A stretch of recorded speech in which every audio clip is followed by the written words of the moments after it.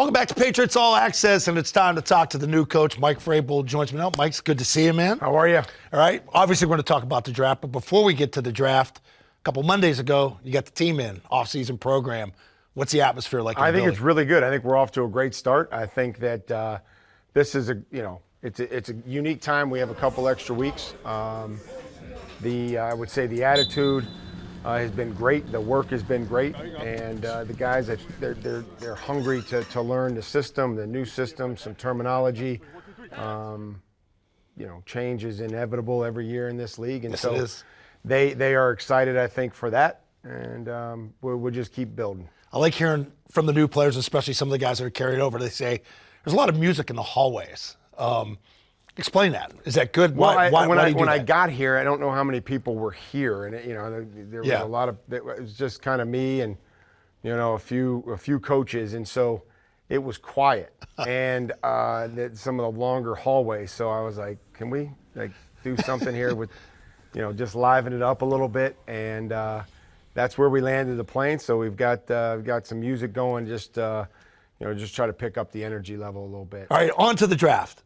20 years ago, I'm going to go to this tape over here. There was a guy that used to play in the league by the name of Mike Vrabel, was on ESPN set breaking down the draft. Getting ready for my second career, I thought. So how do you think you did? Let's roll the tape, first of all. The fact of the matter remains, Randy Moss does things that a lot of people in the National Football League wish they had the stones to do. He remains the #1 deep threat down the field in the National Football League. Yeah, but are you not going to throw to him if he's on your team? God dang, you look good. So that young face. So that turned out to be pretty. How was that analysis? That turned out to be pretty the best good. receiver in the league. Yeah, I did pretty good. Yeah. So it wasn't hard to defend Randy and then ask a quarterback that you're not going to throw to a guy that's running wide open, running down the middle of the field, which we saw how that turned out here in New England. You had him, 2 years after that, you and Randy came together. How'd that work out? Exactly. That's what I mean. So not that I've done great at predicting things, but I did okay with that one. You sure did. You've been around the league a long time now. You brought in some guys, free agents, that could play at this level. They're going to impact this team, be good for this team. When you look at this draft that's coming up now on to the draft, do you see players in there that could help this team this year? Sure, absolutely. I mean, I think that there's depth at numerous positions, and again, it's about a value and where you see it, and we get these clumps of players in different rounds or a different value, and so then it's on to us to then identify which one of those players in that little pod that kind of have the same grade, the height, the weight, the speed, the tape. And then making sure we get the right one out of those clump of 3 or 4 players that are all kind of graded similarly. You're talking about measurables, and when you look at those groupings, let's talk about tackles, arm length. I know that's been a long topic here. I have 33, 34-inch length arms. I can't play tackle. You played at a high level as an edge guy. I'm sure you played against guys with shorter length, long length. How much does that really matter? Or is it all just a bunch of bunk? I think it's about play style, right? Everybody's got a skill set, right? Everybody's got a skill set, and our job is to help them identify ways that they can play within that skill set, right? If it's a player that may be not as heavy on the edge or the defensive line, like they have to play a certain style. If it's a safety that has a certain skill set, we need to identify that and then figure out how he helps us and plays into that. So there's a lot of different ways of doing jobs. Offensive line, what their technique may be. Is it a two-hand punch? Is it independent hands? Making sure that they're replacing on a bull rush and all those types of different techniques that we're teaching. So what the skill set is and then how they go about doing their job sometimes is different based on what their skill set is. How do you rank violence when you watch it on tape? I try to put that as up close to the top as I can. Love that. I think that's something that the speed and violence in which the game, and we want to play with a violence, but also understand that that's not taking cheap shots. That's not doing things that hurt the team. That's making great decisions. That's not blindside blocking a guy. That's using the rules, high screening.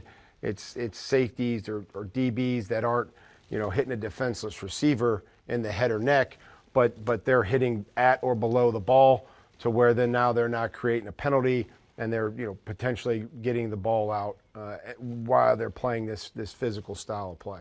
Going back to free agency, collaboratively, you guys have worked together with Elliott, with Matt, with Ryan, with Cam. I know you mentioned him the other day. And you also mentioned the assistant coaches. How important is that grouping of knowledge when you're looking at groups or players? Well, it's everything that we want to do, I think, within this organization and with this team. There's a lot of people in this building with excellent skill sets, and whether that's the coaching staff, the personnel staff, the support staff, that's critical. And it's our job to identify those people and to put them in positions to help the players and then help us as we acquire players. So that's been something that's gone on in free agency and will continue to go on. And everybody's got a role, and it's just another form of a team, and everybody's just trying to get it right. With your experience, take us inside the draft room. What makes a successful draft room when you're in there? Like, say you're on the clock, take 15 minutes. Communication, I think having a plan, and then being able to pivot. How far you are out. You have players that you have ranked and that are going to come off your board in that order, and making sure that if this person's here, it's here. If it's not, and we talked a little bit about those scenarios. When I spoke to the media, is just having these scenarios played out, and then being able to if there's a trade opportunity, work through that, work through the value, how far you're going to go back, how far you feel like you need to come up to get a player if that's what you choose to do. You excited for the opportunity? Yeah, I think it's always, I'm not, I didn't grow up in this business in personnel. And so, the draft is essential, and we're going to approach it with the utmost professionalism. I just, I don't get there, I think, until Thursday, right? My focus is on this football team that we currently have and the players. So I'm inundated with them, and then Thursday morning, I will transition to this draft excitement. We're draft prepared, but my excitement will be, sometime around Thursday at lunch when our players are out of here, this current roster and this current team that we have. That's where my focus is. All right, we're excited about it. Good luck on Thursday, buddy. Appreciate it. Thanks, All right, guys. there you go. More Patriots All Access. We'll be back right after this timeout.